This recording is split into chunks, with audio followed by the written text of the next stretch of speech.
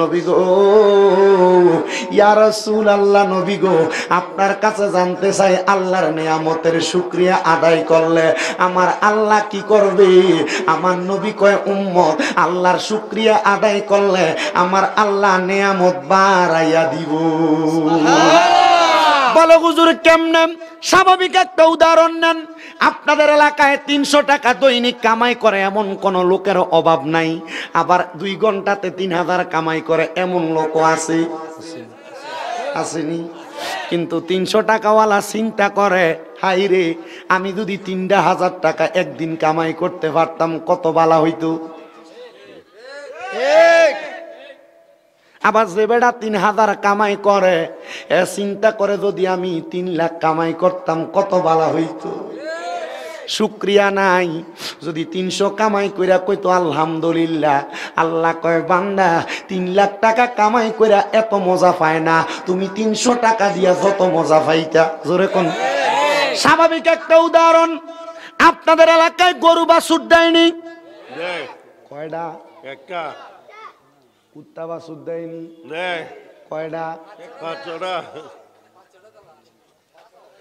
বাঙালি এত গরু খানা খায়, কিন্তু বাংলাদেশে গরুর অভাব পড়ে না। কিন্তু কুত্তা এত একসাথে 5টা 6টা 7টা কইরা বিয়ায়, কিন্তু কুত্তার ছাও কিন্তু বেশি দেখা যায় না। কথা কয় না, ঠিক কিনা? ও বাবা, কেন জানেন?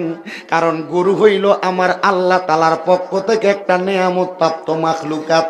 এই জন্য আমার আল্লাহ কোরআনে একটা সূরা দিছে গরুর নামে, সূরা বাকারা। মারহাবা। এই জন্য আমার আল্লাহ কোরআনে ওই গরুর নামে একটা সূরা দিছে, সূরা বাকারা। বাজানো, ওই কুকুর যতই দুনিয়াতে থাক না কেন, কিন্তু আল্লাহ তাআলার প্রশংসা কুকুরের কাছ থেকে কম হওয়ার কারণে আল্লাহ কুকুরের চাইতে গরুর দাম হালাল পানি হিসেবে বাড়াইয়া দিছে।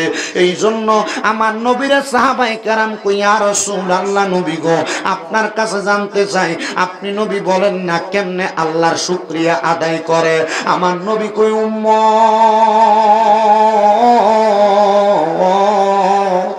ও উম্মতের দলেরা, আল্লাহ তাআলার কোরআনুল কারীমের তেলাওয়াতের মাধ্যমে আমার আল্লাহ তাআলা ওই বান্দারে আল্লাহর শুকরিয়া আদায় করা কবুল কইরা নেয়। আসেন আমার তানকাবুল্লার বাবারা, আমরা মুহাব্বতে আল্লাহ তাআলার কোরআনের তেলাওয়াত করি আর পড়ি, আউযু বিল্লাহি মিনাশ শাইতানির রাজীম, বিসমিল্লাহির রাহমানির রাহিম, ওয়াকরনা ফি বুয়ুতিকুন্না ওয়ালা তাবাররাজনা তাবাররুজাল জাহিলিয়াতিল উলা, وقال تعالى في كلامه المجيد وفي فرقانه الحميد، إن الذين آمنوا وعملوا الصالحات أولئك هم خير البرية. وقال في حديث الشريف عن أنس رضي الله تعالى عنه قال سمعت رسول الله صلى الله عليه وسلم إن من أشرط الساعات أن يرفع العلم ويكسر الزهل ويكسر الزنا ويكسر شرب الخمر ويقل الرجال ويكسر النساء حتى يكون ل50 امرأة القيم الواحد، متفق عليه أو كما قال عليه الصلاة والسلام. وقال في رواية الحديث عن أنس খাবো 2 কদমে, ও চরণে দুলা মাখবো গায়ে, পাইলে নিরা লাইগো নবী পাইলে। আরে আমরা মৃত লাশ হইলে, আরে কেউ নিবে না আমরারে কুলে, আমরা মৃত লাশ হইলে, আরে কেউ নিবে না আমরারে কুলে। হাইরে দয়া কইরা কুলে নিবে, দয়া কইরা নিবে নবী মুস্তাফায়, পাইলে নিরা লাইগো নবী পাইলে নিরা লাই, বলেন পাইলে নিরা লাইগো নবী পাইলে নিরা লাই। আল্লাহুম্মা সাল্লি আলা সাইয়্যিদিনা ওয়া আলা আলি সাইয়্যিদিনা মাওলানা লা ইলাহা ইল্লাল্লাহ লা ইলাহা ইসিগার সামনে তো সর লা ইলাহা হায়রে নামাজ রোজা সাই রহনা কে হো মা বাবার খেদমত সাই রহনা বলেন নামাজ রোজা না কে হো মা বাবার খেদমত সাই রহনা আমার নবীর দরুদ ভুইল না বলেন নবীর আমার নবীও তোমায় ভুলবে না লা ইলাহা ইল্লাল্লাহ লা ইলাহা আরে না আরে মা বাবা আপন না তোমার আপন সাহে মদিনা বলেন দুনিয়ার কে হো আপন না আপন সাহে মদিনা সেই নবী আছেন মদিনায় বলেন নবী আমরা যাইতে মনে বাসনা কিরে বাবা মদিনা কি যাইতে মনটা চায় না মদিনা কি যাইতে মনটা চায় না তারা যাইতে চায় একবার জোরে কোন ইয়া রাসূলুল্লাহ বাজানো আমার চেহারার দিকে চাইলে বুঝতেছেন হয়তো আমার চুলগুলা যে মাথায় নাই আমি বেশি দিন হয় না আমার নবী রওজা মুবারকে জিয়ারত করে আমি আসছি বন্ধুরে আমি আমার নবী রওজা মুবারকের মধ্যে যখন সালাম দিছি আমি আমার নবীর রওজার সামনে দাঁড়ায় দাঁড়ায় কইছি ইয়া রাসূলুল্লাহ নবী গো আমার মনের ভিতরে বড় একটা শখ ছিল গো নবী আপনার রওজা মুবারকে সালাম দিতাম নবী গো এখন আমার মনের শখটা পূরণ হয়েছে আপনি নবীর রওজা মুবারকের সামনে আমি আইছি ইয়া রাসূলুল্লাহ আপনার রওজা মুবারকের সামনে আইসা আমার মনের মধ্যে আরেকটা আশা জন্মাইছে নবী গো আমি যদি মইরা যাই আমার মরণের আগে আপনি নবীরে আমার চেহারা চোখটা দিয়া দেখতাম আমি যেদিন মদিনা থেকে মক্কায় গেছি আমি আমার নবীর রওজা মুবারকের সামনে দাঁড়ায় দাঁড়ায় কইছি ইয়া রাসূলুল্লাহ বাংলাদেশের মধ্যে ওয়াজ মাহফিলের ভিতরে যাইলে কত আপনার পাগলদারে লইয়া আপনি নবীরে সালাতু সালাম দেই নবী গো ওই পাগলদেরকে একবার কইলে আপনি আপনার রওজা মুবারককে আইনেন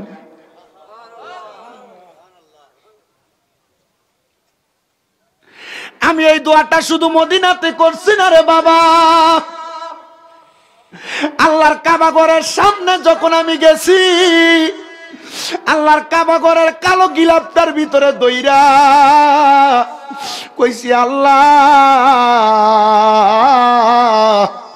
বাংলাদেশের মসজিদের ভিতরে এক ওয়াক্ত নামাজ পড়লে এক ওয়াক্ত সওয়াব পাওয়া যায় কিন্তু নবী হাদিস শরীফের ভিতরে কইছে আল্লাহ আপনার কাবা ঘরের ভিতরে এক ওয়াক্ত নামাজ পড়লে 1 লক্ষ ওয়াক্তের সওয়াব মাবুদ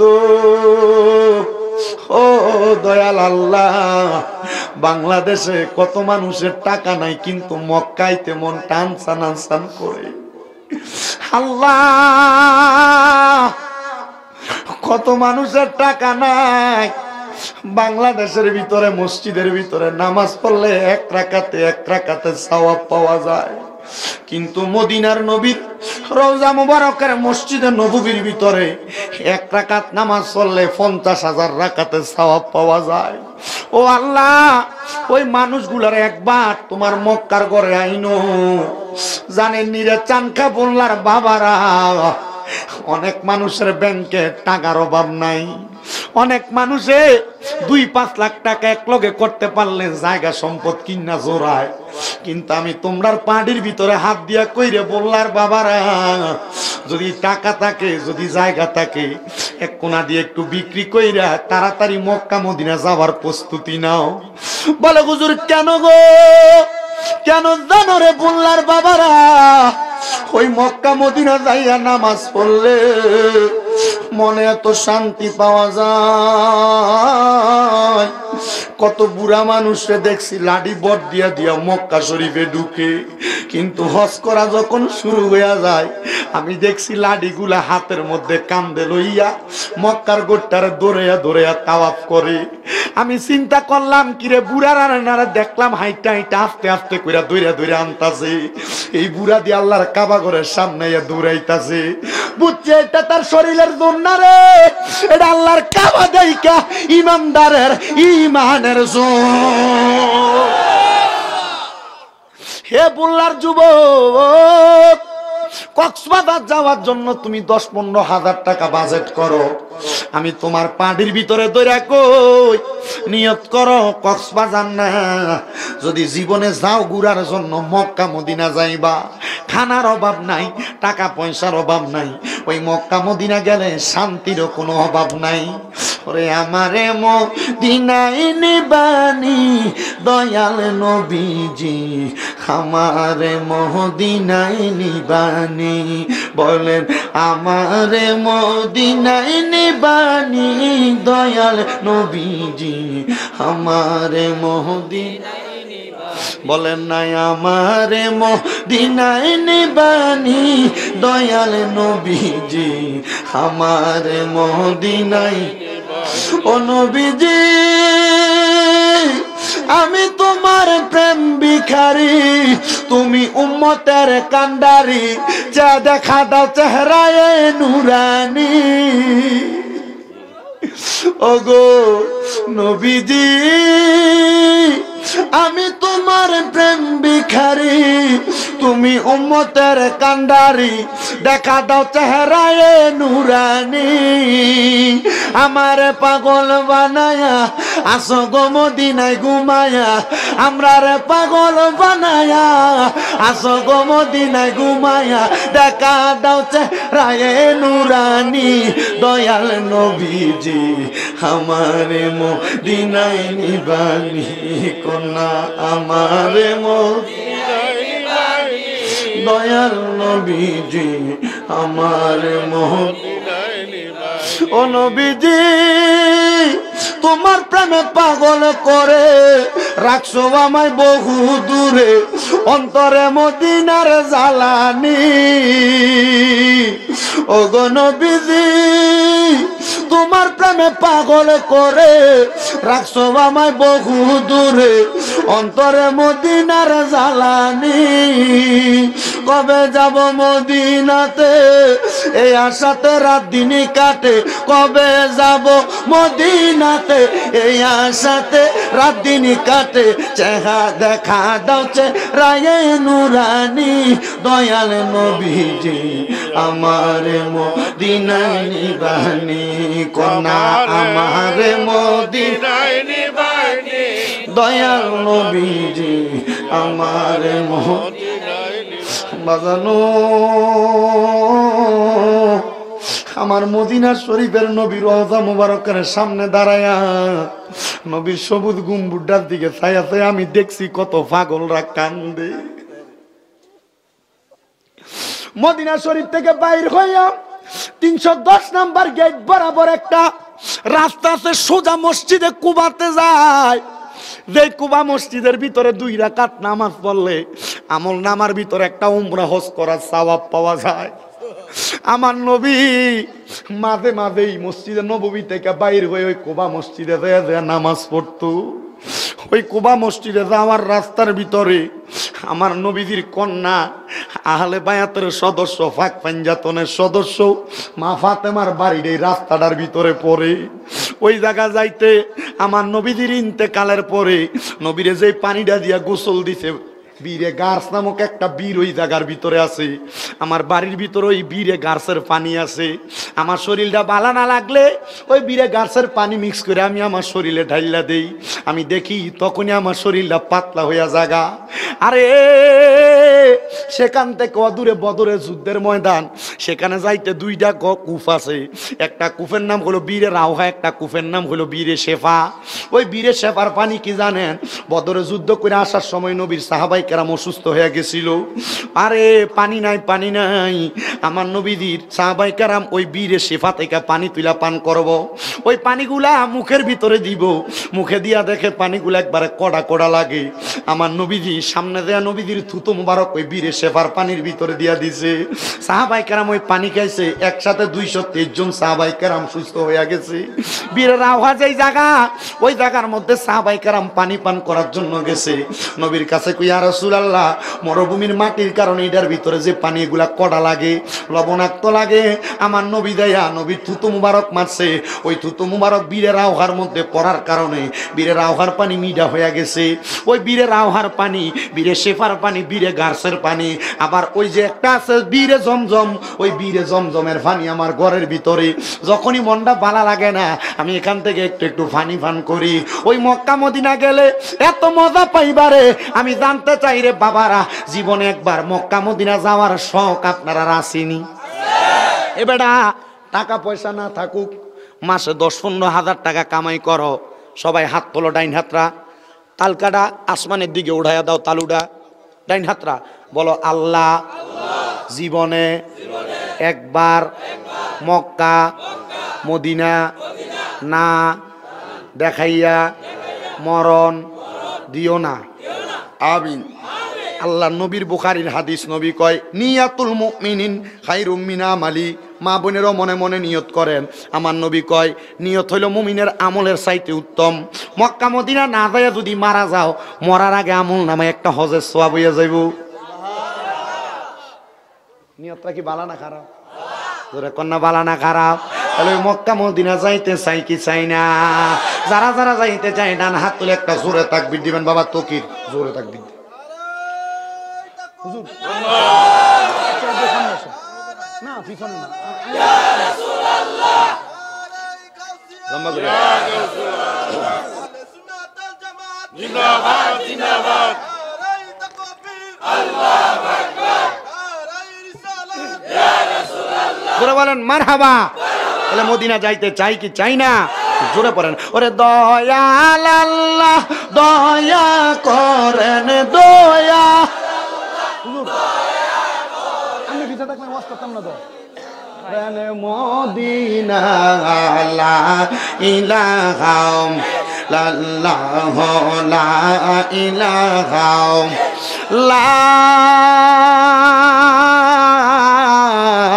ইলাহা ইল্লাল্লাহু মুহাম্মাদুর রাসূলুল্লাহ সাল্লাল্লাহু আলাইহি ওয়াসাল্লাম। আল্লাহুম্মা আমিন, আল্লাহুম্মা আমিন। আলহামদুলিল্লাহি রাব্বিল আলামিন। আসসালাতু ওয়াসসালামু আলা রাসূলিহিল কারীম। রব্বানা যালামনা আনফুসানা ওয়া ইল্লাম তাগফির লানা ওয়া তারহামনা লানাকুনান্না মিনাল খাসিরিন। রব্বানা আতিনা ফিদ দুনিয়া হাসানাতাও ওয়া ফিল আখিরাতি হাসানাতাও ওয়া কিনা আযাবান নার। মাবুদু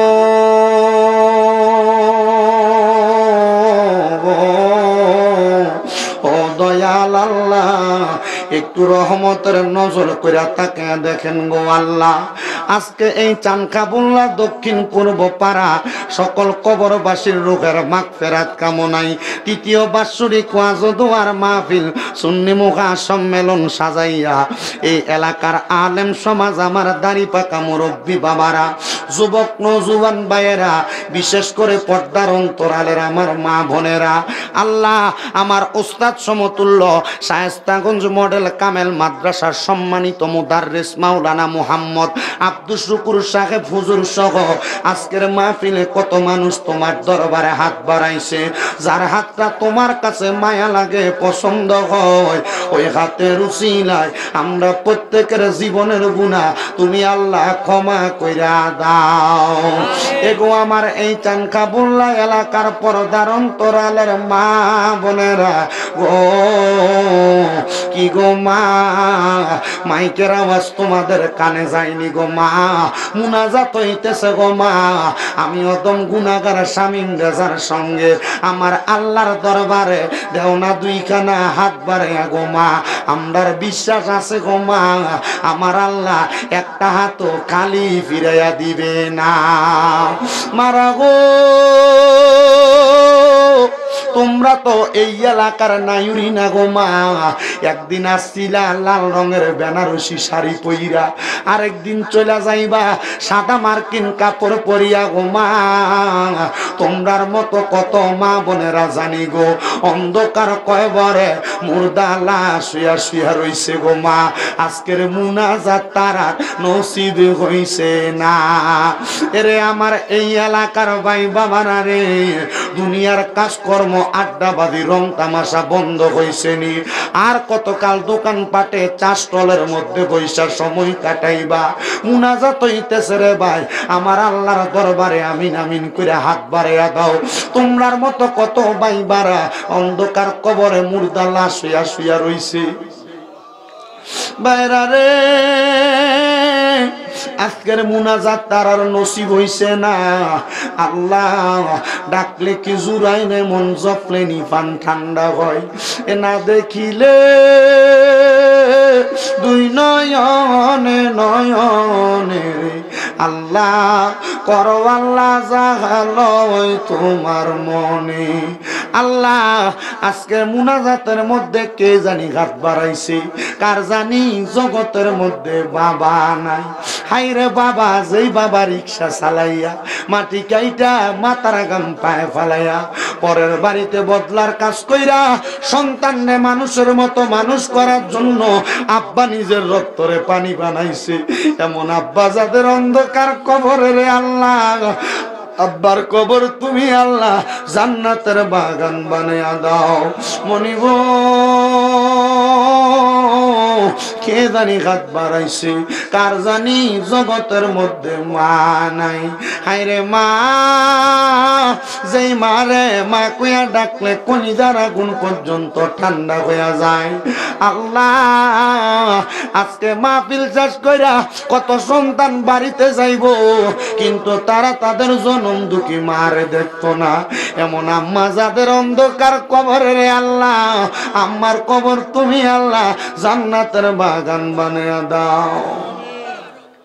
ওরে 3.5 হাত গর্তে ফেলে কেমন করে আইলা চলে, তোমার বাড়ি আইতে দেরি হইলে যেই মা ঘুমাইতো না,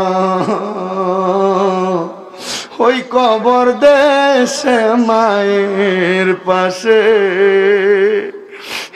একটু রইলি না। কার জানি মা নাই রে, কার জানি বাবা নাই, কত মানুষ তার ঘরে দামি দামি খানা খায়, কিন্তু মার একটু ভালো খানা ফুতে মুখে ধুইলা দিতে পারে না। আব্বা মা বড় কষ্ট করে বাড়িতে ঘুমাইতো, এখন সন্তান সুন্দর ঘর করছে কিন্তু মা বাপ না। কেমন আছেন বাবা মনি, কেমন আছে মা জননী, একবার তো ফিরা চাইলি না, ওই মা বাবারি মতো ববে আপন করে এই জগতে তোরে কেহ আদর করবে না রে। কবর দেশে খবর লইলি না। আল্লাহ তাকে দেখো এ চানকাবুল্লার মাহফিলে কোন এতিম ফোলাদানি তার মার জন্য কান্দে, কোন এতিম ফোলাদানি তার আব্বার জন্য কান্দে। আমার নবী না বলেছে কোন সন্তানের মা মারা যাওয়ার পরে, বাবা মারা যাওয়ার পরে চোখের মণিকোঠার ভিতরে একটা মাছির মাথা পরিমাণ পানি চাইরা দিয়া কানলে ওই পানিটা মাটিতে পড়ার আগে আমার আল্লাহ তার মা বাবার জীবনের গুনাহ মাফ করে দেয়। আল্লাহ তাকে দেখো, কার মা নাই কার বাবা নাই, প্রত্যেকের আম্মায় আব্বার কবর জান্নাতের বাগান বানায়া দাও। যাদের মা বাবা বেঁচে আছে হায়াতে তৈয়বা নসিব করে দাও। যাদের আম্মা আব্বা অসুস্থ অপরিপূর্ণ সুস্থতা নসিব করো। আম্মা আব্বার খেদমত করার মতো তৌফিক দান করো রাব্বুল আলামিন।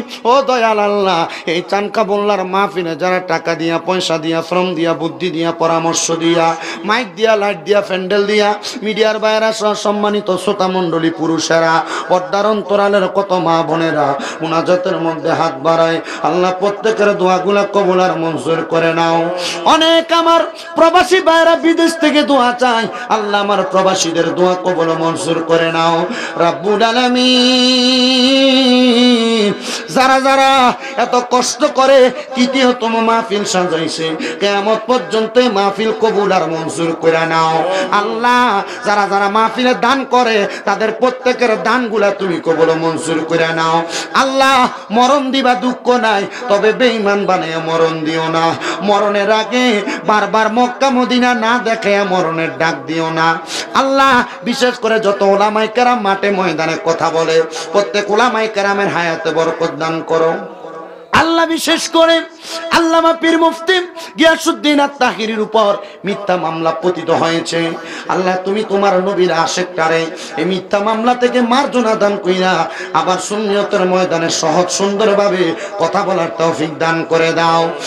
আর প্রত্যেকের মরণের আগে বারবার মক্কা মদিনা তাওয়াফ জিয়ারত নসিব করায়া আখিরি জবানে মধুর কালেমা পড়ায়া দিয়েন, লা ইলাহা ইল্লাল্লাহু মুহাম্মাদুর রাসূলুল্লাহ সাল্লাল্লাহু আলাইহি ওয়াসাল্লাম। যারা দাঁড়ায় আছেন, যারা বসে আছেন, একটা জবানও বন্ধ রাখবেন না।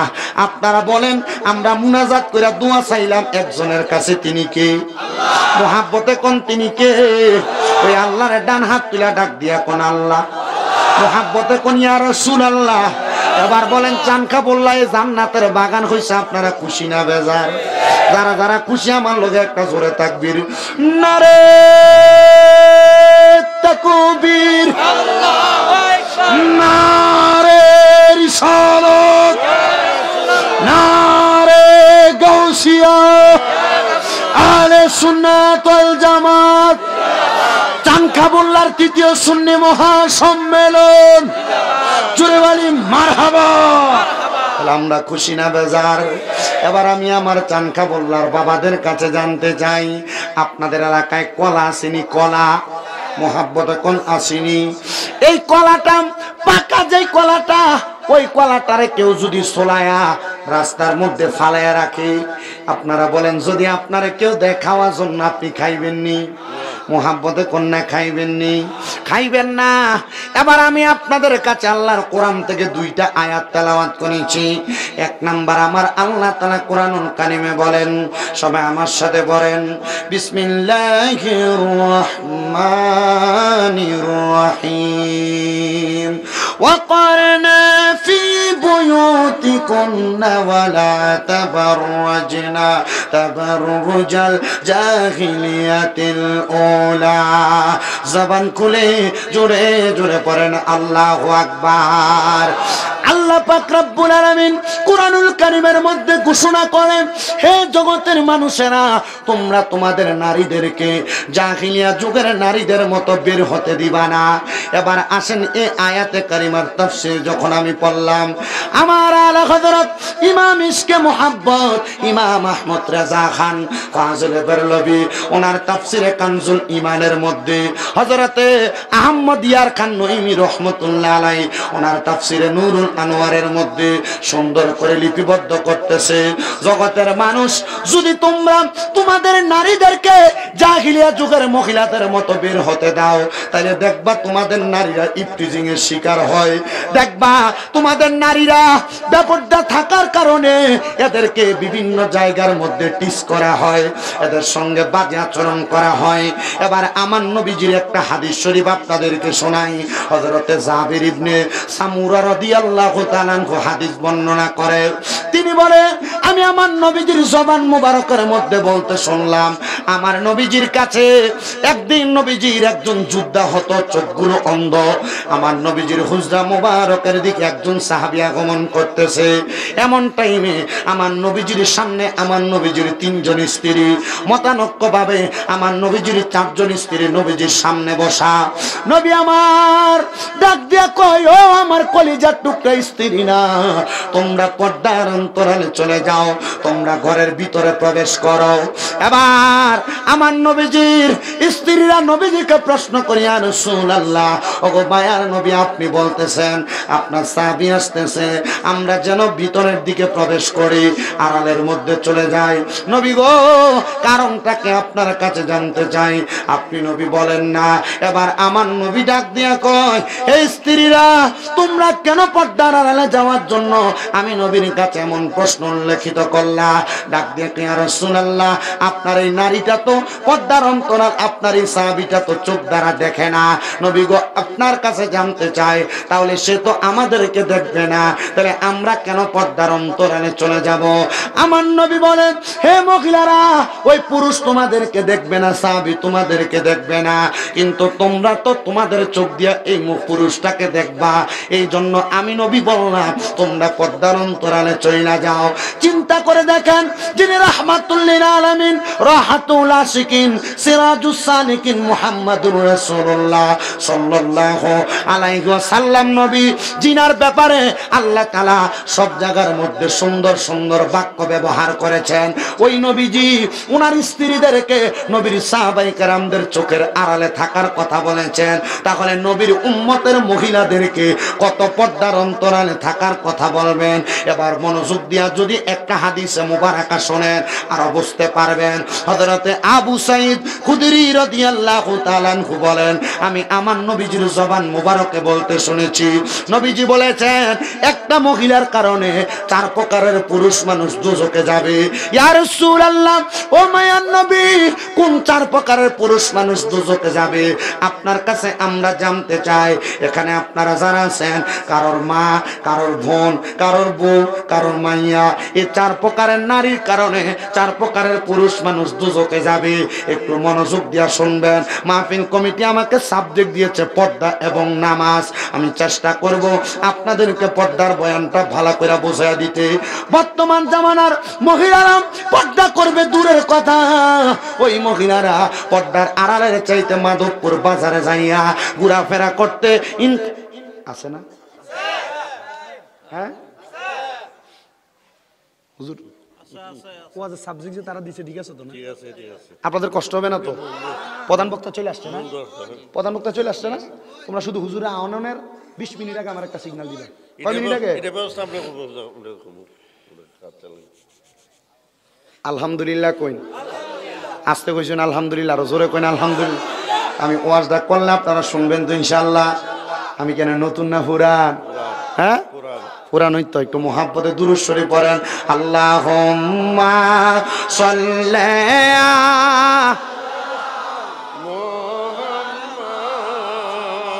ওয়া আলা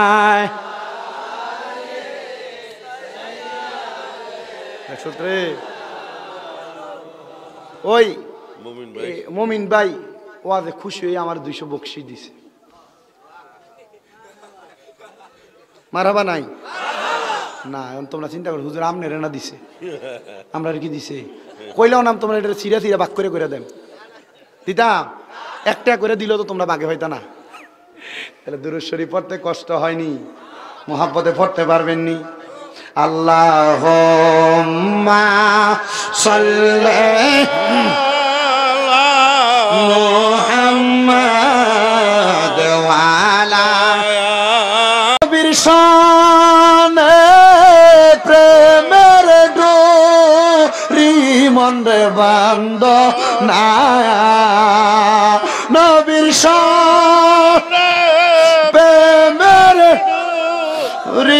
মন বন্দনা শয়নে সফনে দেখবা মদিনায় আল্লাহুম্মা সাল্লি আলা মুহাম্মাদ ওয়া আলা আলি সাইয়্যিদিনা নবী আমার ডাক দিয়ে কই উম্মত, হে উম্মতের দলেরা, উম্মতের মধ্যে একজন নারীর কারণে 4 প্রকারের পুরুষ মানুষ দোজখে যাবে। ও বাবারা, আমরা সবাই জানি নবীজি বলছেন দুনিয়ার জমিনের ভিতরে যার ঘরে একটা কন্যা সন্তান সে একটা জান্নাতের ভাগীদার, যার ঘরে 2টা কন্যা সন্তান সে 2টা জান্নাতের ভাগীদার, যার ঘরে 3টা কন্যা সন্তান সেই ব্যক্তি নবীজির সাথে জান্নাতের মধ্যে থাকবে। কিন্তু আপনার মেয়েটা আছে কথা সত্য, আপনার মেয়েটা আছে কথা সত্য, কিন্তু ব্যাপারটা ভাবে চুল সাইরা দিয়া বাস্তায় রাস্তায় ঘুরে, এটা দিয়ে জান্নাত পাইবেন না।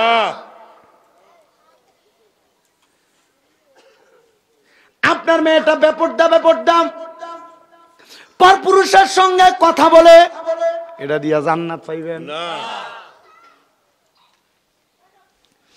এবার আসেন আমার নবী বলেন, 1 নাম্বার, কোন বাবা যদি কন্যা সন্তান জন্ম দেয় ওই বাবা তার কন্যার কারণে দোজখে যাবে। নবী গো কেন? আমার নবী বলেন, শুনো উম্মতের দলেরা, এই উম্মতের মহিলাগুলা যদি কোনো বাবা তার কন্যাকে জন্ম দেওয়ার পর পর্দা না করায়, মানে বেপর্দা ওই বাবার মাইয়াটা ঘুইরা বেড়ায়, তাইলে ওই বাবার মাইয়াটা বেপর্দা হওয়ার কারণে মেয়েটাকে কাল ময়দানে মাসরে প্রশ্ন করবে, কি গো মা তুমি কেন জান্নাতে যাইতে পারতেছ না? বলে বেপর্দার কারণে। তখন বলা হবে, এ মাইয়া তুমি কেন পর্দা করো নাই? মাইয়া তখন আপনি বাবারে দোষারোপ করবে যে আমার মা বাবা আমারে পর্দা করায় নাই। তখন মাইয়ার বাবারে নিয়া মাইয়া দোজখের দিকে গমন করে যাবে। 2 নাম্বার, আল্লাহর নবী বলে দুনিয়ার জমিনের ভিতরে একটা ভাই তার বোনের কারণে বেপর্দা ঘুরবো। হে চানখাবুল্লার ভাইয়েরা, আপনারা যারা আপনাদের বোনকে মোটর সাইকেলের পেছনে নিয়ে ঘুরেন, আপনার বন্ধু বান্ধব বাড়িতে আসলে আপনার ভাই বোনের সাথে সুন্দর কথাবার্তা বলে, আপনার বোনে আপনার চোখের সামনে আপনার এলাকার গায়ে হলুদের অনুষ্ঠানের মধ্যে গায়ে হলুদ লাগাই বাল্লাইগা যায়, মনে রাখবেন রে চানকাবুল্লার বাবারা, আপনি আপনার বোনটাকে বেপর্দা ছাইরা দেওয়ার কারণে আপনি ভাই আপনার বোনের কারণে দোজখে যাবেন। এবার আসেন, এখানে আমরা যারা আছি, যারা বিবাহ করেছি, আমরা অনেকেই এই জায়গার মধ্যে যারা আছি, যারা বিবাহিত পুরুষ, আপনারা কিন্তু আপনাদের স্ত্রীর কারণে ধরা পড়ে যাবেন। বলো হুজুর কেন? আপনারা আপনাদের স্ত্রীদেরকে বেপর্দা ভাবে ঘুইরা বেড়ান, আপনাদের স্ত্রীদেরকে বেপর্দা ভাবে ছেড়ে দেন। আপনি আপনার স্ত্রীকে নিজে ঘুমায় থাইকা সকালবেলা বাজারে পাঠান, আপনি নিজে কর্মের মধ্যে থাইকা আপনি আপনার স্ত্রীদেরকে বাজার করার জন্য পাঠান, আর আপনার স্ত্রী বাজারের মধ্যে যাইয়া বেপর্দা ভাবে চলাফেরা করে। আপনি আপনার স্ত্রীরে পর্দা না করানোর কারণে আপনি স্বামী আপনার স্ত্রীর কারণে দোজখে যাবেন। এরা চিন্তা করে, হুজুর আমি আমার বউরে অনুমতি দিব দূরের কথা, আমার বউ তো আমার অনুমতি নেয় না, আমার বউ যখন যেমনে মন চায় এমনে চলে। আমি বলবো চানখাবুল্লার মহিলারা, যদি তুমি তোমার স্বামীর কথা না শোনো, তোমার স্বামীর আদেশ না মানো, মনে রাখবা নবীজির প্রখ্যাত হাদিস বিচারক হযরতে আম্মা জান আয়েশা সিদ্দিকা রাদিয়াল্লাহু তাআলা আনহা বলেন, আমার নবীজির জবান মুবারকের বাণী, দুনিয়ার জমিনে কোন নারী যদি তার স্বামীর জবানের আদেশ অমান্য করে, তাহলে আল্লাহ তাআলার আযাবের ফেরেশতারা ওই মহিলার উপর লানত প্রদান করে। ও মা, তোমার স্বামী তোমাকে কোন আদেশ করলো তুমি মানলা না, ঘাটটা পাকা কইরা স্বামীর কথাটা অমান্য করলা, মনে রাখবা তুমি মহিলা কিন্তু জান্নাতে যাইতে পারবা না। যেই মহিলা স্বামীর আদেশ অমান্য করে ওই মহিলা জান্নাতে যাইতে পারবে না। বলে কেন? কারণ সে তার স্বামীর কথা মানে নাই। এবার বলেন এমন মহিলা চানখাবুল্লাহ এলাকায় নাই? বহুত আছে।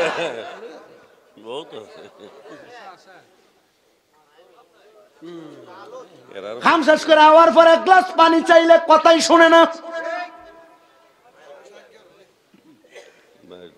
গত বছর আওয়ানে তো এই বছর দাওয়াত দিছে, আগামী বছর যদি যাও দাওয়াতের লেগে শামীম রাজার দাওয়াত দিতে আর আমরা কইতো খেয়ে দিবি যা মহিলা তো দাও কথা কই না কেন দাও তো পুরুষে দিব। আমি বলছি আমার মা, আমি চাই না কোনো মহিলা জাহান্নামে যাক, আমারও মা আছে, আমি চাই চানখা বললার সকল মহিলারা জান্নাতে যাক। কথা কন্যা ঠিক কিনা? মা গো মা, যদি জান্নাতে যাইতে চাও স্বামীর আদেশ অমান্য করবে না। আল্লাহর নবী তো বলেছেন কোন মহিলা তার স্বামীর আদেশ ছাড়া বাবার বাড়ি তো যাইতে পারবে না। আর মহিলা বাবার বাড়ি দূরের কথা, প্রত্যেক সপ্তাহ শুক্রবারে আসরের নামাজের পরে ঘুরে ঘরে যাইয়া নাস্তা না করলে ফারকে দেয়া না করলে তার ভালোই লাগে না। আপনারা বলেন এমন আছে না নাই? এই জন্য মহিলাদেরকে বলবো, তোমার স্বামী যেমন ভাবে বলে তুমি এমন ভাবে চলাফেরা করার চেষ্টা করবা। রাহমাতুল লিল আলামিন নবীজি এই মহিলাদেরকে পানির সাথে তুলনা করেছে। ইয়া রাসূলুল্লাহ, ওগো মায়ার নবী রাহমাতুল লিল আলামিন নবীজি, আপনি কেন নারীদেরকে পানির সাথে তুলনা করলেন? নবী আমার কয় উম্মত, কেন জানো? এই পানি যেই পাত্রে রাখা হয় ওই পাত্রের মধ্যে পানি থাকে। মহিলা যেন এমন হয়, স্বামী যেইভাবে বলে ওই মহিলা পানি যেমন সকল পাত্রে থাকে, মহিলা যেন স্বামীর প্রত্যেকটা কথা মাইনা মাইনা তার সংসারে থাকে। আল্লাহর কসম, বাংলার সমাজে সমাজে ঘরে ঘরে যে অশান্তি চলে, মহিলারা যদি তাদের স্বামীর আদেশ মানত তাহলে কোনোদিন তাদের সংসারে অশান্তি হইতো না। কিন্তু আবার বেডিয়াইতের দোষ সব জায়গায় দিনে চলবে না। আপনারা বেড়াইতের খাদ্য তো কিন্তু এত ভালো না। মাঝে মাঝে বউ যদি দুই একটা অন্যায় করে আপনি পারলে ধমক দিয়া বুঝাইতে পারেন। আপনি ধমক না দিয়া ফিডের ভিতরে গুরুম করে একটা খিচ্ছালান। কথা কোন না আছে না নাই? নবী আমার বলে, পুরুষের দলেরা তোমরা তোমাদের নারীদের মুখের মধ্যে আঘাত করবা না। ইয়া রাসূলুল্লাহ, কেন? বলে তোমাদের নারীরা তোমাদের জন্য সাময়িক সময়ের মেহমান মাত্র, এজন্য তোমরা নারীদেরকে তোমাদের এমন ভাবে আঘাত করবা না। নবী বলে শুধু তাই নয়, তোমরা তোমাদের নারীদেরকে তার মা বাবার নাম তুলে গালি দিবা না। ইয়া রাসূলুল্লাহ, কেন? আমার নবী কয় আমি নবী মহিলাদের বাবা। নবী গো কেন? বলে হ্যাঁ হ্যাঁ, আমি নবী মহিলাদের বাবা। ও মুসলমান, তুমি যে তোমার স্ত্রীরে অমুক মারানির জি কইয়া গালি দাও, চিন্তা কইরো গালিটা কিন্তু তার মা বাপের উপরে পড়ে না, গালিটা রাহমাতুল লিল আলামিন নবীর উপরে যায় পড়ে। তো নবীরে গালি দিয়া তুমি বান্দা কবরে গেলে জান্নাতে যাইবা, জান্নাতের গ্রাণও তুমি পাইবা না। যেখানে নবী কয় জান্নাতের গ্রাণ 500 বছরের রাস্তা দূরে পাওয়া যাবে। এই জন্য আমি সবাইকে সাবধান সতর্ক করে দিচ্ছি, আপনারা দুনিয়ার জমিনের মধ্যে স্বামী স্ত্রীর কথা, স্ত্রী স্বামীর কথা মাইনা চলার চেষ্টা করবেন। আর আপনারা এই মাহফিল শেষ করে বাড়িতে যাইয়া মহিলাদেরকে বলবা, না না গো স্ত্রী, তুমি দুনিয়াতে আমি স্বামী ছাড়া আর বাকি 13 জন গায়রে মাহরাম ছাড়া কোন পুরুষের সামনে যাইতে পারবা না। আপনার স্ত্রী স্বাভাবিকভাবে আপনার ছোট ভাই মানে আপনার স্ত্রীর দেওরকে আপনি মা বোনেরা স্বাভাবিকভাবে ভাগ বাইরা দেন। দেওরের সঙ্গে দুষ্টামি করে না? কথা কয় না কেন? করে কি করে না? বর্তমান সমাজের মধ্যে এগুলো একবারে স্বাভাবিক ম্যাটার। মনে রাখবেন রে বাবা ভাইয়েরা বন্ধুরা, আল্লাহর নবীজির হাদিস শরীফের মধ্যে নবী বর্ণনা করতেছে, একটা স্ত্রী মানে একটা ভাবির জন্য তার দেবর হইল কাল সাপের মতো, কাল সাপের মতো। আবার নবী অপর হাদিসের মধ্যে ঘোষণা করে একটা ভাবির জন্য একটা দেবর হইল মৃত্যু সমতুল্য। হে মহিলারা, দেবরের সঙ্গে কথা বলা, দেবরের সঙ্গে চলাফেরা করা, দেবরের সঙ্গে হাসি তামাশা করা, এগুলো বন্ধ করা লাগবে। তুমি তোমার স্বামীর হক নষ্ট করতেছো মহিলা, তুমি তোমার দেবরের সঙ্গে কথা বইলা আল্লাহ তাআলার কোরআনের আইনকে লঙ্ঘন করতেছ, নবীর হাদিসকে লঙ্ঘন করতেছ। এজন্য সবার কাছে বলবো, আল্লাহর নবী বলেছেন কোরআন থেকে, তোমরা তোমাদের নারীদেরকে জাহিলিয়া যুগের নারীদের মতো বের হতে দিবা না। তো দিবা তো তোমাদের নারীরা বেপরোয়া হয়ে যাবে। এই জন্য মুসলমানেরা আপনারা যত সম্ভব আপনাদের স্ত্রীদেরকে, আপনার মাইয়াকে আপনার বউকে, আপনার মাকে, আপনার বোনকে পর্দা করানোর চেষ্টা করবেন। তো 2 নাম্বারে যেটা বলতেছিলাম, একটা ভাই যদি তার বোনকে পর্দা না করায় তাহলে তার বোনের কারণে ওই ভাইটা দুজকে চলে যাবে। 3 নাম্বার, এখানে আমরা যারা আছি আমরা তো কোনো না কোনো স্ত্রীর স্বামী। আমি সেই কথাটা বলতেছিলাম, আপনি স্বামী হইয়া যদি আপনি আপনার স্ত্রীর পর্দা না করান, আপনার স্ত্রী বেগানা ভাবে অন্যান্য পুরুষদের সামনে ঘোরাফেরা করে, মনে রাখবেন আপনি স্বামী, আপনার স্ত্রীকে পর্দা না করানোর কারণে আপনি দুজকে যাবেন। আর এখানে আমরা যারা উপস্থিত কোনো না কোনো মায়ের সন্তান, আপনারা হয়তো আপনাদের মায়ের পর্দার ব্যাপারে চিন্তাই করেন না। আপনার মা এমনি রাস্তায় চলে যায়, শরীরের যে কাপড় আছে কাপড় পরেই চলে যায়। আপনার মায়ের চেহারা স্বরূপ শরীরের যেই কোনো অংশ রাস্তা দিয়ে চলাফেরা করার সময় তারা দেখে ফেলে না গো না। ও চানকাবুল্লার বাবারা, মনে রাখবেন যদি কোনো সন্তান তার মারে পর্দা না করায় তাহলে ওই সন্তানের মারে পর্দা না করানোর কারণে ওই সন্তানের মায়ের কারণে সন্তান দুজকের মধ্যে চলে যাবে। সাবধান, সতর্ক ও আমার চানকাবুল্লার বাবারা, আমি আপনাদেরকে আরো কিছু সতর্ক করে দিচ্ছি। বর্তমান জামানায় বাজারের মধ্যে অনেক বোরকা বিক্রি করে, রং বেরঙের বোরকা, ডিজাইন করা বোরকা। আপনার স্ত্রী, আপনার মাইয়া, আপনার বউ এরা এই বোরকাগুলা পরিধান করে। আপনি তাকে দেখবেন একটা মহিলা উলঙ্গ থাকলে যেমন দেখা যাইতো, এই টাইট ফিটিং বোরকা পরার কারণে তার শরীরের অঙ্গ প্রত্যঙ্গ গুলা এমন ভাবে দেখা যায়। আর এটা বোরকা না, এটা নির্লজ্জতা, এটা বেহায়াপনা। এই জন্য বোরকা কোনটাকে বলে জানে? যেই বোরকা পরিধান করলে মহিলার শরীরের স্ট্রাকচারটা ধারণা করা যাবে না, শরীর সম্পর্কে আইডিয়া করা যাবে না। আর আপনার মাইয়া, আপনার স্ত্রী যেই বোরকা পরে, বোরকার উপর দিয়ে তার পুরা শরীরের ম্যাপ করা যায়। এই জন্য আমি আমার চানকাবুল্লার বাবাদের কাছে একটা কথাই জানান করে দিতে চাই রে বাবারা, যা করেন আর না করেন, আপনারা আপনাদের স্ত্রী, আপনাদের মাইয়া এবং আপনাদের পরিবারের মহিলাদেরকে এমন বোরকা পরিধান করাইবেন না, তাহলে এটা পর্দার খেলাপ হবে, পর্দার খেলাপ হবে। এবার ও বন্ধু শুনে, দামেস্কের একজন আল্লাহ পাকের বন্ধু, যার নাম হযরত সুলতান মাহমুদ রহমতুল্লাহ আলাইহি, ওনার জীবনী থেকে আমি আপনাদেরকে ছোট্ট একটা ঘটনা বইলে আমি আমার বয়ানটা শেষ করব। কষ্ট হবে বাবারা, অসুবিধা হবে বাবারা। হযরত সুলতান মাহমুদ রহমতুল্লাহ আলাইহি বলে, আমি আমার বাড়ির মধ্যে সব সময় 5 ওয়াক্ত নামাজ ছাড়া অন্যান্য অনেক সময় আমি আল্লাহ তাআলার ইবাদত করতাম। কিন্তু আমি সুলতান মাহমুদ ইবাদত করতে করতে করতে করতে অনেক দিন যখন অতিবাহিত হয়ে যায়, একদিন আমি ফজরের নামাজের পূর্ববর্তী সময় তাহাজ্জুদের নামাজ পড়া আমার আল্লাহ তাআলার কাছে কান্না করতেছি, আল্লাহ যেন আমারে মাফ করে দেয়। সুলতান মাহমুদ বলে, কান্না করতে করতে আমি আমার নামাজের মুসল্লাটার ভিতরে ঘুমায়া গেছি। এমন টাইমে আমি দেখতে পাইলাম আমার স্বপ্নের মধ্যে একটা ভয়ঙ্কর স্বপ্ন আমি দেখতেছি। স্বপ্ন দেখেন না আপনারা? মাঝে মাঝে স্বপ্ন দেখেন না? মনে রাখবেন, আল্লামা ইবনে সিরিন বলতেছেন,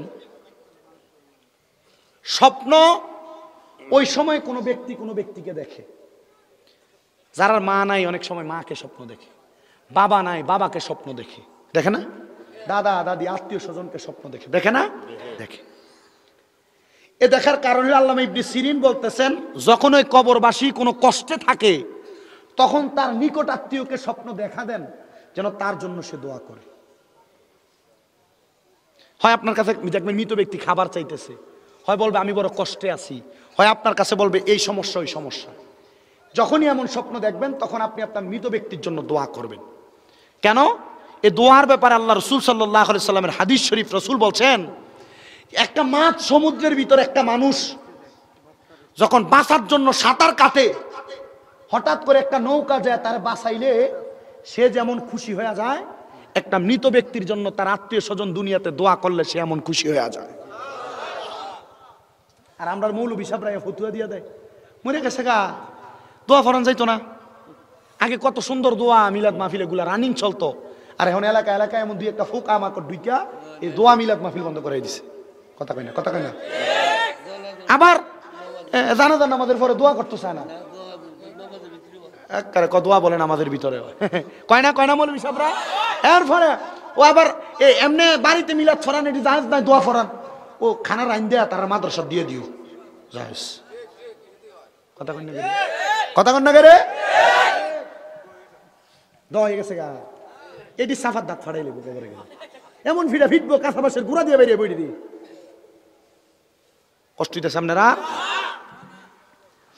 হযরত সুলতান মাহমুদ রহমাতুল্লাহ আলাইহি বলেন, আমি ভয়ঙ্কর একটা স্বপ্ন দেখলাম। বলে কেমন স্বপ্ন আপনি দেখছেন গো সুলতান মাহমুদ? উনি বলেন, আমি আমার স্বপ্নের মধ্যে দেখলাম আমার সামনে একটা কবর থেকে একটা ব্যক্তিকে ওঠানো হয়েছে, আর ওই ব্যক্তির নাভি থেকে একবারে পায়ের তালু পর্যন্ত জাহান্নামের আগুন দাও দাও দাও দাও করে জ্বলতেছে। আর ওই ব্যক্তির নাভি থেকে মাথার তালু পর্যন্ত, চুল পর্যন্ত বড় সুন্দর ভালো দেখা যায়। আমি এবার বড় আতঙ্কিত হয়ে গেলাম, ভয় পেয়ে গেলাম।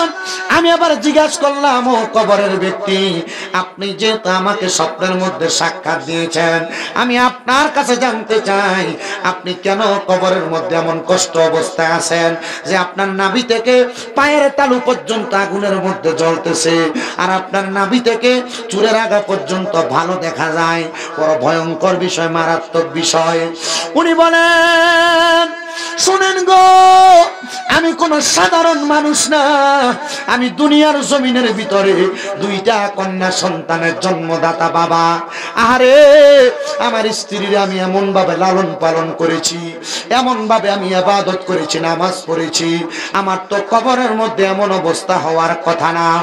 কিন্তু আমি মৃত্যুবরণ করার আগে আমার একটা কন্যা সন্তান ছিল, যার বয়স ছিল 12 থেকে 13 বছর। আমি আমার মাইয়াটারে আল্লাহ তাআলার কোরআন শিখাইছি, আমার কন্যাটারে আমি পর্দা পশিদা শিখাইছি, আমার স্ত্রীটা সুন্দরভাবে চলাফেরা করেছে। আমার আল্লাহ তাআলা আমার এই মাইয়াটার কারণে আমি আব্বা জানের এই নাভি থেকে চুল পর্যন্ত বড় সুন্দর রাখছে, আরামে রাখছে। কিন্তু জগতের মানুষ, ও দুনিয়ার মানুষের দলেরা শুনো, ওই ব্যক্তি জবাব দেয়, আমি ইন্তেকাল করার 5 মাস পরে আমার স্ত্রীর গর্ভ থেকে একটা মেয়ে সন্তান জন্মগ্রহণ করেছে। ওই মেয়েটা জন্মগ্রহণ হওয়ার পরে ওই মেয়েটা এমন ভাবে অবাধ ভাবে চলাফেরা করেছে, তার অবাধ চলাফেরা করার কারণে আমার আল্লাহ তাআলা আমি আব্বার কবরের ভিতরে আযাব দিতেছে। আমি না নামাজ পড়ছি, আল্লাহ দিয়ে আমার নামাজের কারণে আমারে মাফ করে নাই। আমি না রোজা রাখছি, আল্লাহ দিয়ে আমার রোজার কারণে আমারে মাফ করে নাই। মনে রাখবা মুসল্লিরা, 5 ওয়াক্ত নামাজ তুমি মসজিদে যায় পড়ো, কিন্তু তোমার বউ বেপরদা বেপরদা ঘুইরা বেড়ায়। মনে রাখবা, 5 ওয়াক্ত নামাজ তুমি ঘুইরা ঘুইরা মসজিদের মধ্যে জামাতে পড়ো, কিন্তু তোমার পরিবারের মাইয়ারা বেপরদা ঘুইরা বেড়ায়। দেখবা তোমার এই নামাজ তোমার জন্য অন্ধকার হয়ে দাঁড়াবে, আর বেপরদা বেহায়াপনার কারণে আল্লাহ তাআলা তোমার জাহান্নামের আগুনের মধ্যে জ্বালাইবো আর পোড়াইবো। হাইরে ও চানকাবুল্লার যুবক, চানকাবুল্লার মুরব্বী বাবারা, পর্দার অন্তরালের মা বোনেরা, আপনাদের যাদের বাবা নেই, আপনাদের যাদের স্বামী নাই, আপনাদের যাদের ভাই নাই, আপনাদের যাদের সন্তান কবরে, মনে রাখবেন আপনারা যেন তাদের জাহান্নামে যাওয়ার কারণ না হন। কারণ আপনারা যদি বেপরদাভাবে ঘুইরা বেড়ান, তাহলে আপনার বাবার কবরের মধ্যে আযাব হয়ে যাবে। মুখ দেখায়া দেখায়া রাস্তার মধ্যে চলা, পরপুরুষের সঙ্গে কথাবার্তা বলা, মনে রাখবেন এটাই আপনার বংশের মানুষের দোজখের কারণ হয়ে যাবে। এবার হযরত সুলতান মাহমুদ বলেন, এ কবরের ব্যক্তি, তোমার কাছে জানতে চাই তোমার বাড়ি কোন জায়গায়? বলে আমার বাড়ি দামেস্কের বড় মসজিদের পশ্চিম এলাকা বরাবর। বলে দামেস্কের বড় মসজিদের পশ্চিম এলাকা বরাবর যেহেতু তোমার বাড়ি, ঠিক আছে, আমি চেষ্টা করব তোমার জন্য একটু কিছু করার জন্য। সুলতান মাহমুদ বলে, এবার ফজরের নামাজটা পড়তে দেরি হয়, আমি ফজরের নামাজটা পড়া আমি হাঁটতে হাঁটতে হাঁটতে হাঁটতে দামেস্কের বড় মসজিদ থেকে বাইরে হইয়া আবার বড় মসজিদের পাশে সামনের অংশে যাইয়া ওই ঘরের সামনে যা দাঁড়াইলাম আর সালাম দিলাম, আসসালামু আলাইকুম ওয়া রাহমাতুল্লাহ। ঘরের মধ্য থেকে একটা উগ্র মেয়ে বের হইয়া তাদের ঘর থেকে ময়লা আবর্জনা যুক্ত পানি আমি সুলতান মাহমুদের শরীরের দিকে ধুর করে ঠেলে দিছে। এমন অবস্থা দেখাম আমি ওই মহিলাটার কাছে তাকাইলাম, দেখলাম মেয়েটা একটু উগ্র টাইপের মেয়ে, বোঝা যায় বাপের 2-3 মেয়ে। সবগুলা মেয়ে যে ভালো হবে এমন কথা না, একটা যদি সুন্দর কথা বলে আর একটার কথা একটু তেসাইলেই হয়। আছে না, আছে না? সুলতান মাহমুদ বলেন আমি ওই ঘরের দরজায় যে সালাম দিলাম, কিন্তু দুষ্ট মেয়েটা বাইর হইয়া ময়লা আবর্জনা যুক্ত পানিগুলো আমার গায়ের মধ্যে এভাবে ফিক্কা মারছে। মারার পরে আমি ওই মহিলাটার দিকে তাকায় একটা মুস্কি হাসি দিলাম। আমি এবার ঘরের দরজা থেকে মুখটা ফিরে আমি পিছনের দিকে হাঁটতে লাগলাম। এমন টাইমে শুনতে পাইলাম নরম সুরে কে জানি আমার সালামের জবাব দেয়, ওয়া আলাইকুমুস সালাম ওয়া রাহমাতুল্লাহি ওয়া বারাকাতুহু। আমি একটু রাগান্বিত হইলাম, পেছনের দিকে ফিরে তাকাইলাম না। আমি একে আবার সালামের জবাব দেই, ওয়া আলাইকুমুস সালাম ওয়া রাহমাতুল্লাহি ওয়া বারাকাতুহু। আল্লাহর বলি সুলতান মাহমুদ বলে আমি আবারও তার দিকে ফিরে তাকাইলাম না। সে আমারে আরাম দিছে, ওই সালামটা শুই না আমি আবার আর তার দিকে ফিরে তাকাইলাম না। এবার সালামের জবাব যখন 3 বার দিল, ওই মেয়েটা আবার উল্টে আমারে সালাম দেয়, আসসালামু আলাইকুম ওয়া রাহমাতুল্লাহ। আমি বুঝতে পারলাম মাইয়াটা বলো সালাক মাইয়া। এবার আমি আর পেছনের দিকে না ফিরে তার জবাব দিলাম, ওয়া আলাইকুমুস সালাম ওয়া রাহমাতুল্লাহি ওয়া বারাকাতুহু। এবার আমি পিছনের দিকে না তাকাইয়া পিছনের দিকে হাঁটতে হাঁটতে লাগলাম। যখন আমি পেছনের দিকে গেলাম আমি জানতে চাইলাম, এ মেয়ে তুমি কে গো? বলে আপনাকে যেই মেয়েটা শরীরের মধ্যে নোংরা আবর্জনা যুক্ত পানিগুলা ফিকা মারছে আমি হইলাম ওই মাইয়াটার ছোট বোন। আমি হইলাম ওই মাইয়াটার বড় বোন। আপনি আমার সালামের জবাব কেন দেন নাই? আমি তো আপনাকে 3 বার সালাম দিয়েছি, জবাব কেন দেন নাই? ডাক দিয়া বলে জবাব না দেওয়ার কারণ আপনি যখন আমার প্রথম সালাম দিয়েছেন আমি 2 রাকাত নামাজরত অবস্থায় ছিলাম। আপনার সালাম দেওয়ার সাথে সাথে আমি আমার নামাজের দোয়া তাশাহুদ পড়তেছিলাম। দ্বিতীয়বার যখন সালাম দিয়েছেন আমি তাশাহুদের পরে দুরূদ ইব্রাহিম পড়তেছিলাম। তৃতীয়বার যখন সালাম দিয়েছেন আমি আবার দোয়া মাসুরা পড়তেছিলাম। আমি আপনার জবাব দিতে পারি নাই, কিন্তু আমার ছোট বোনটা একটু উগ্র হওয়ার কারণে আপনার প্রতি বিরক্ত হয়ে আপনার দিকে ময়লা আবর্জনাওয়ালা পানি মারছে। আমি আপনার 3 বার জবাব দিলাম, যখন আপনি রাগান্বিত হইয়া আমার দিকে ফিরে তাকান না আমি আপনাকে পরবর্তী 4র্থ বার সালাম প্রদান করলাম। হুজুর আমি জানি আপনার সম্পর্কে, আপনি কি সেই ব্যক্তি যিনি সবার ঘরের সামনে যায় সবার খবর নেন? আপনার নাম কি? সুলতান মাহমুদ রহমতুল্লাহ আলাইহি, যিনি দামেস্কের বড় মসজিদের মধ্যে খেদমতের দায়িত্ব পালন করতেছেন। উনি বলেন হ্যাঁ তুমি যেহেতু আমার সম্পর্কে জানো, আমি গতকালকে রাত্রবেলা একটা মারাত্মক স্বপ্ন দেখার কারণে আমি তোমার ঘরের সামনে আসলাম। মেয়ে গো তুমি বলো না তোমার আব্বাজান কি মারা গিয়েছে? মেয়েটা ডাক দিয়ে কই হুজুর হ্যাঁ আমার আব্বাজান মারা গেছে। এ মা আমি তো তোমার দিকে ফিরে তাকাইলাম না। তার মানে বোঝা যায় বেড়াইত মনে রাখবা মহিলাদের দিকে ফিরে তাকাইলে তুমি পুরুষের চোখের পর্দা লঙ্ঘন হয়। জি চোখের পর্দা লঙ্ঘন হয়। কোন আপনারা মনে করেন পুরুষ এবং মহিলা অবৈধভাবে মেলামেশা করলে মনে হয় জিনা হয়? না না না, পুরুষ কোন নারীর দিকে চোখ দিয়া যদি অবৈধভাবে তাকায় তাহলে ওই পুরুষের চোখের জিনা হয়, চোখের জিনা। কোন পুরুষ যদি কোন অপরিচিত মহিলার সাথে পরিচিত হোক গায়রে মাহরাম মহিলার সাথে তার জবান দিয়ে কথোপকথন করে কথা বলে তাহলে তার মুখের জিনা হয়। কোন পুরুষ যদি কোন নারীর সাথে মেলামেশা করার জন্য তার পা দিয়ে হাইটা হাইটা যায় তাহলে তার পায়ের জিনা হয়। আর কোন পুরুষ যদি কোন নোংরা মহিলা কোন মহিলাদের কথার আওয়াজ কানের মধ্যে পায়, যদি ওই মহিলার কথাটা শুনতে ভালো মনে করে তাহলে ওই পুরুষটার কানের জিনার গুনাহ হয়। হায় রে দুনিয়াতে চলা কত কঠিন, আবার চলতে জানলে বড় সহজভাবে চলাফেরা করা যায়। কথা কন্যা ঠিক কিনা? কষ্ট আপনারা কইলাম প্রধান বক্তার আনতো আসুননি আপনারা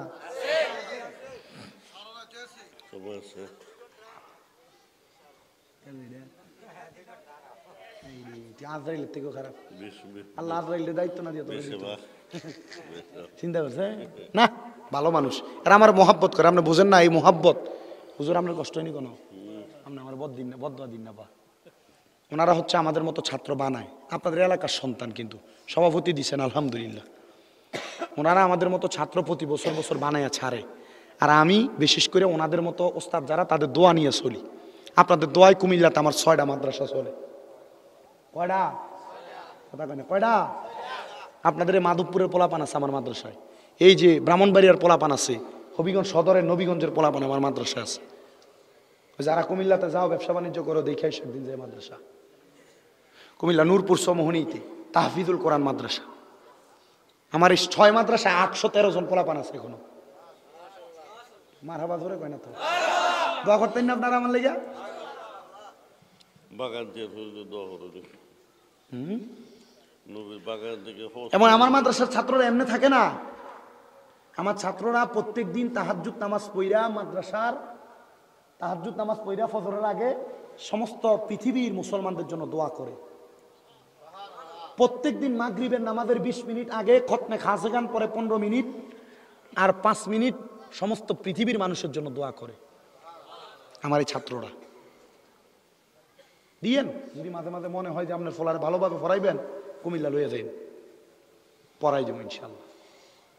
এক ফোলারে 8-9 মাদ্রাসায় পড়াইছে তার মা। কয় মাদ্রাসা? 8-9 মাদ্রাসা। হুজুর কোন জায়গা টিকে না, আলহামদুলিল্লাহ 1.5 বছরে হাফেজ বানায় ছেড়ে দিছে।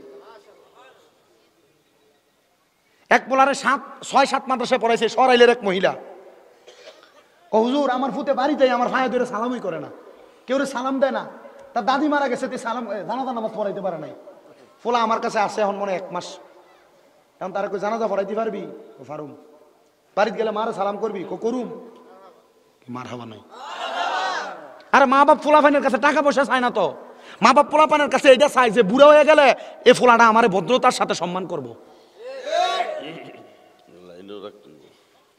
আপনি তো আপনার ছেলে রইলেন রাহেন, মাইয়া রইলেন রাহেন, দুনিয়াতে কষ্ট হইতেছে আপনার। আর ওয়াজ চলবো ইনশাল্লাহ। ওয়াজটা চালাই একটু মহাব্বতে দুরূদ শরীফ পড়েন। আল্লাহুম্মা سيدنا مولانا محمد ওয়া আলা আলি সাইয়্যিদিনা مولانا محمد দুরূদ শরীফ যতই পড়ি মনের তৃপ্তি মিঠে না, কৌশল কইরা লইয়া যাইবা ওই যে সোনার মদিনা। আল্লাহুম্মা সাল্লি سيدنا مولانا محمد ওয়া আলা আলি সাইয়্যিদিনা। مولانا محمد এবার আল্লাহর ডাক দিয়ে কই মেয়ে, তোমার আব্বা জানকে আমি স্বপ্নের মধ্যে দেখলাম, তোমার আব্বা জানের নাভি থেকে তালু পর্যন্ত আগুনে জ্বলতেছে। আমি তারা কারণ জিগাইলাম, কারণ আর অন্য কেউ না রে, কারণ হইল তোমার এই ব্যাপারটা বোন, তোমার বোনটা অবাকভাবে চলাফেরা করার কারণে আমার আল্লাহ তাআলা তোমার আব্বা জানের কবরের মধ্যে অর্ধেক শরীরে আযাব প্রদান করতেছে। ওই মাইয়া ডাক দিয়া কই, হুজুর আমি আমার জন্মের পরে আমি আমার আব্বা জানরে দেখি নাই, আমার আব্বা জান দুনিয়ার জমিন থেকে অন্ধকার কবরে চলে গেছে, আমার আব্বা জান বিদায় হয়ে গেছে আমার বয়স যখন মাত্র, আমি যখন আমার মার গর্ভে 6 মাস, আমার আব্বা জান যখন বিদায় হয়ে গেছে গো হুজুর। হুজুর কিন্তু আমি মাইয়া যেই বাপরে আমার চোখ দিয়া দেখি নাই, আমি মাইয়াই বুঝি ওই বাবার জাহান্নামের আগুনে জ্বলার কারণ। ডাক দিয়া কই হে এ মাইয়া তুমি কারণ। ও হুজুর আমি আর কোনোদিন বেপরদা চলতাম না, আমি ওয়াদা করতেছি। মানে মাইয়া বুঝছে আমি তো কোনোদিন আমার আব্বারে দেখছি না, কিন্তু আমার আব্বা জানের জাহান্নামী হওয়ার কারণ আমি মাইয়া নিজে। মাইয়া কই হুজুর আপনি আবারে কিছু তালিম তরবিয়ত প্রদান করেন, যে তালিমের কারণে আমি বেপরদা ভাবে চলাফেরা করব না, আর আমার আব্বা জানলে আমার আল্লাহ তাআলা মাফ করে দিবে। এবার ও আমার চানকাবুল্লার যুবকের দল, হুজুরের কথা শুনে ওই মাইয়াটা এবার নামাজ আদায় করা শুরু করছে। আর কোনো পর পুরুষের সামনে যায় না, বেপরদা ভাবে ঘুরে না, আর কোনো জায়গার মধ্যে অবাধ ভাবে চলাফেরা করে না।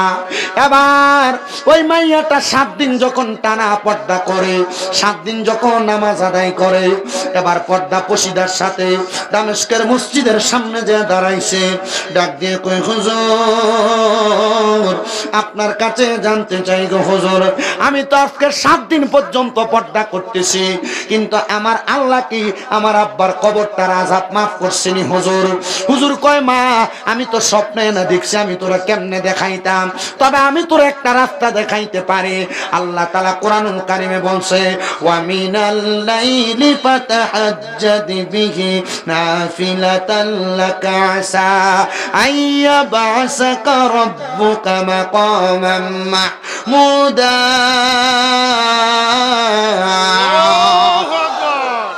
আল্লাহ তাআলা ঘোষণা করছে আমার নবীকে, আপনি রাতের কিছু অংশে তাহাজ্জুদের নামাজ আদায় করেন, অতি সত্বর আপনাকে প্রশংসার জায়গা মাকামে মাহমুদ দেওয়া হবে। এ মাইয়া, এই আয়াতে কারিমার মধ্যে অত্যন্ত সুন্দর ব্যাখ্যা আমি পাইছি। যদি কোনো বান্দা তাহাজ্জুদের নামাজ পড়িয়া তার কোনো যে কোনো সমস্যার কথা আমার আল্লাহর কাছে খুইলা বলে, আমার আল্লাহ তাআলা তার সমস্যাগুলোর সমাধান করে দেয়। এ মেয়ে, তাহাজ্জুদ নামাজ পড়িয়া তোমার আব্বাজান কবরে কেমন আছে তুমি খবর নাও, দেখবা তোমার আব্বাজানের প্রত্যেক অবস্থা তুমি জানতে পারবা। মাইয়া কই আমি দৌড়ে বাড়িতে যাইয়া ফজরের নামাজের আগ মুহূর্তে আমি তাহাজ্জুদের নামাজ পড়া শুরু করলাম। 1 দিন পড়লাম, 2 দিন পড়লাম, 3 দিন পড়লাম, পড়তে পড়তে পড়তে পড়তে আমি যখন তাহাজ্জুদের নামাজ অনেকক্ষণ পর্যন্ত পড়লাম, এবার আমি তাহাজ্জুদের নামাজ পড়ে আমার আব্বার জন্য আল্লাহ তাআলার দরবারে চোখের পানি ফালায়া ফালায়া কাঁদতেছি।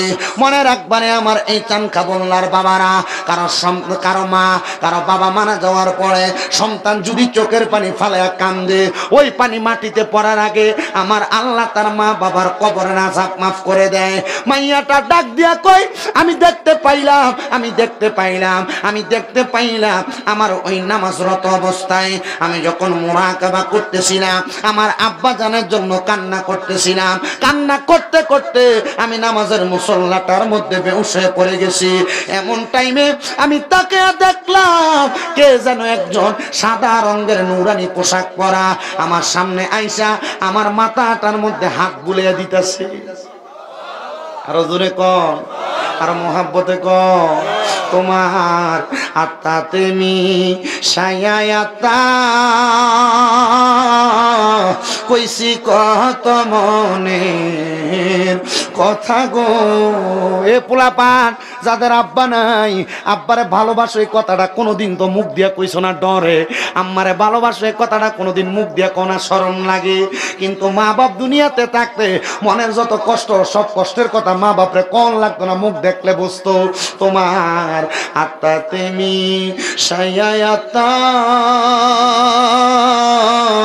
কইছি কত মনের কথা গো। এখন তুমি কোথায়, আমি কোথায়, কাউকে কেউ আর দেখি না, আগে জানি না।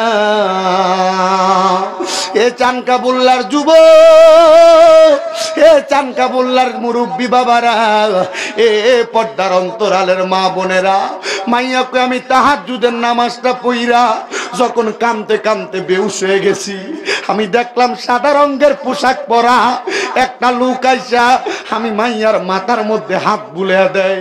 আমি মাথাটা উঠে কইলাম কে গো আপনি? উনি আমারে কয় আমি হইলাম তোমার জন্মদাতা বাবা। ও ও আব্বা আপনারে তো কোনোদিন দুই চোখ দিয়া দেখছি না। ও আব্বা আপনারে তো কোনোদিন আমি আমার চোখ দিয়া দেখছি না। বাবা গো আমি খবর পাইছি আপনি নাকি আমি মাইয়ার কারণে জাহান্নামের আগুনের মধ্যে জ্বলতাছে। হে বাবা আমি তো কোনোদিন আপনারা চোখ দিয়া দেখছিও না, তাহলে আপনি কেমনে জাহান্নামের আগুনে জ্বলতাছেন? আব্বা আপনারে দিয়া কোন সুন্দর দেখা যায়। ওই বাবা আমারে জবাব দিছে, হে মা তুমি যেই দিন তওবা কইরা নামাজ ধরছো, বেপরদা চলা বন্ধ করছো, আমার আল্লাহ তাআলা আমি আব্বারে মাফ করে দিছে। আর দেখছুনি আমারে আমার আল্লাহ তাআলা কত সুন্দর জান্নাতের পোশাক দান করছে। এ যুবক ভাই, এ চানকাবুল্লার পর্দার আড়ালের মা, তুমি যে বেপরদা ভাবে ঘুইরা বেড়াও, তুমি যে নামাজ পড়ো না, এ যুবক ভাইরা তুমি যে অপর মহিলার দিকে তোমার চোখ দিয়া তাকাও, তোমার চোখের পর্দা করো না, নামাজ পড়ো না, একবার চিন্তা করে দেখছুনি রে দেখছুনি আমার আল্লাহ তাআলা একটা মাইয়ার নামাজ পড়ার কারণে, পর্দা করার কারণে তার বাবার কবর আযাব কেমনে মাফ কইরা দিছে। এই জন্য তো আমি আপনাদের কাছে তেলাওয়াত করছি, ইন্নাল্লাযীনা আমানু ওয়া আমিলুস সলিহাতি উলাইকা হুম খায়রুল বারিয়া। নিশ্চয়ই যাহারা ঈমান আনে এবং নেক আমল করে, আল্লাহ তাআলা কয় উলাইকা হুম খায়রুল বারিয়া, এরা হইল দুনিয়ার সবচাইতে উত্তম ব্যক্তি, ভালো ব্যক্তি। আপনি উত্তম ব্যক্তি হইতে পারছেন কিনা আপনি নিজে জানেন, কিন্তু আজকের মাহফিলে কত সন্তান বৈশা গেছে তারার বাবারে কবর দিয়ে আজকের মাহফিলে বসছে, কত সন্তান আজকের মাহফিলে আসছে তাদের মারে কবর দিয়া। সন্তান চিন্তা করতেছো তোমার আব্বা জান মরার পরে কবরে কেমন আছে তুমি জানো না। এ চানকাবুল্লার বাবা, এ চানকাবুল্লার যুবকের দল, এ চানকাবুল্লার পর্দার অন্তরালের মা বোনেরা, না জানি আল্লাহ তাআলা তোমাদের কারণে তোমাদের আব্বার কবরে আযাব দিতেছে, তোমাদের কারণে তোমাদের আম্মার কবরে আযাব দিতেছে। সন্তান আখিরি মুনাজাতের মধ্যে আমার আল্লাহর কাছে ওই মা বাবার জন্য খাস করে করে দোয়া করবা। কিন্তু আজকের মাহফিলে অনেক সন্তান হয়তো বসে গেছে যারা ভাইয়ে ভাইয়ে ঝগড়া কইরা মা বাবারে জুদা কইরা দিছে, মা বাপরে বাদ দেয় না, মা বাপরে সুন্দর করে আদর যত্ন করে না। না না না, এ সন্তান দাও তোমার পাও আমার সামনে দাও, আমি স্বামীন দাদা জিব্বা দিয়া তোমার পাও আমি পরিষ্কার করে দিব। ওয়াদা করবা কোনোদিন ওই আব্বা আম্মারে কষ্ট দিবা না। তোমার বউ তোমারে বলছে তোমরা দুই তিন ভাই, তুমি কি লাগে একা তোমার বাপ মারে খাওয়াও, তারা দুই ভাই কি খাওয়াইতে পারে না? বউয়ের এমন মিডা কথা শুই না আম্মা আব্বারে জুদা করে দিছ। সকালবেলা এক ঘরে খায়, দুপুর বেলা এক ঘরে খায়, রাত্রবেলা এক ঘরে ভাত খায়। আরে সন্তান আম্মা আব্বা বুড়া হইলে আম্মা আব্বার জিব্বার স্বাদ নষ্ট হয়ে যায়, কখন কি খানা খাইবো মা বাপ ফুতের মুখ খুইলা বলতে পারে না, আম্মা আব্বা শরমে বলে না, আম্মা আব্বা লজ্জায় বলে না। আরে আজকে এখান থেকে বাড়িতে যাইয়া আম্মার পায়ে ধরবা, আব্বার পায়ে ধরবা, ধরে বলবা আব্বা এখন থেকে আর জুদা খাইবেন না, আম্মার পায়ে ধরে কইবা এখন থেকে আর জুদা খাইবেন না। আমার বউ বলছে কি হইছে আপনারা আমি এখন থেকে আমার ঘরে খাওয়াইমু, দুই তিন ভাইয়ের মন চাইলে প্রত্যেক বেলা আপনারা রাইনা তরকারি দিয়া যাইব, আপনারা যেটা দিয়া মন চাই সেটা দিয়া খাবেন। সন্তান যদি ওই মা বাপরে জুদা কইরা দিয়া, আলাদা কইরা দিয়া, আম্মা আব্বারে দমক দিয়া আজকের মাহফিলের মধ্যে আইসা থাকো, তোমার মতো শ্রোতার আমার দরকার নাই। সারা বাংলাদেশের প্রখ্যাত আলেমাইনা ওয়াজ করাইবা, কিন্তু ওই মা বাবার মনে কষ্ট দিবা, আম্মা আব্বারে বাপ দিতা না। আল্লাহর কসম রে সন্তান, ওই দুনিয়াতে ওয়াজটা করে কোনো লাভ হবে না। এই জন্য আজকের মাহফিল কবুল হবে কি হবে না এটার গ্যারান্টি আমি দিতে পারবো না, তবে আমি একটা গ্যারান্টি দিয়া যাই, যদি শুনো আগামীকালকে চানকাবুল্লার দোকানে বইসা কোনো মুরব্বী বাবা বলতেছে হ্যাঁ হ্যাঁ আমার সন্তান আমার পায়ে ধরে রাত্রবেলা মাপ চাইছে, মনে করবা আমার আল্লাহ দোয়া কবুল করে ফেলছে। জোরে জোরে কোন সুবহানাল্লাহ। নারায়ে রিসালাত, কত হযরত মাওলানা শামীম রেজা আল কাদরি সাহেব নারে তাকবীর। যদি দেখো আগামীকালকে চা স্টলের মধ্যে বৈশা কোনো বুড়া বাবা কয়, হ্যাঁ আমার ফুতে কোনোদিন আমার সাথে কোনো অন্যায় করে নাই, তবু আমার ফুতে বাড়িতে যাইয়া আমি আব্বার পায়ে ধরে মাপ চাইছে, এ সন্তান আম্মা আব্বার পায়ে ধরতে তোমার শরম লাগে, লজ্জা লাগে, কিন্তু না না না, মাঝে মাঝে সুযোগ পাইলে আম্মা আব্বার পায়ের মধ্যে চুমা দিবা। যদি সুযোগ পাও আম্মা আব্বার কদমের ভিতরে চুমা দিবা। অনেকে চিন্তা করে হুজুর চুমা দিমু দূরের কথা, আমি তো দুই ঈদে মা বাবার পাঁচ হইয়া সালামি আমি করি না। না রে সন্তান না, আম্মা আব্বার পায়ে ধরলে দাম কমে না, সম্মান কমে না, ইজ্জত কমে না।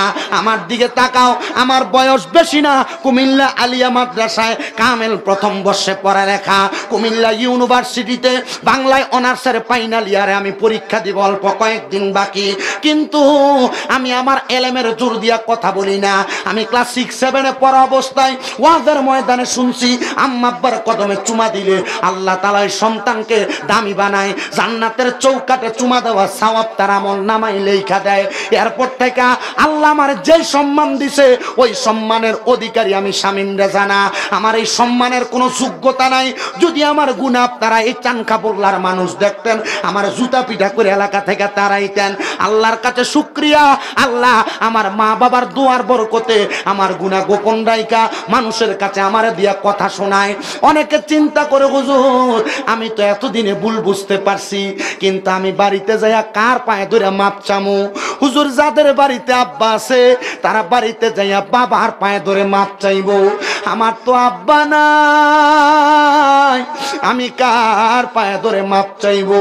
হুজুর যাদের বাড়িতে মা আছে তারা বাড়িতে যাইয়া মা আর পায়ে ধরে মাপ চাইবো। এ সন্তান আম্মা আব্বার পায়ে ধরবা কেমনে? বাড়িতে বুঝি তোমার মা নাই, ওই মা কবরে, ওই মা বাবা তোমার লাখ লাখ টাকার সম্পদ দিয়া মানুষের মতো মানুষ করছে, মা বাবার রক্তরে পানি বানাইছে, আব্বা বালা করে ঘুমাইছে না, সেই জুতা পরতো আব্বার জুতার তলা ছিটতে ছিটতে পায়ের গোড়ালি রাস্তাতে লাগতো, কিন্তু তোমারে নতুন জুতা কিনা দিত, তুমি সন্তান নতুন জুতা পইরা রাত্রবেলা খাটের উপরে হাঁটা চলা করতা। আজকে তোমার ব্যাংকের টাকার অভাব নাই, কিন্তু তোমার আব্বা জানলে 500 টাকা দিয়ে কিনে এক জোড়া জুতা পরাইতে পারো না বাবা কবরে। একজন সন্তান হয়তো এই মাহফিলে বসছে, মা নাই, একজন সন্তান হয়তো বসছে তার বাবা নাই, একজন সন্তান হয়তো বসছে মা বাপ দুইজন কবরে। এ সন্তান তোমার মা বাবা তোমার যেই বাড়ি দিয়া গেছে, মিনিমাম ওই বাড়িতে যদি তুমি ভাড়াও থাকতা, মাসে যদি 5,000 টাকা ভাড়া দিতা, 12 মাসে 60,000 টাকা তোমার ভাড়া লাগতো।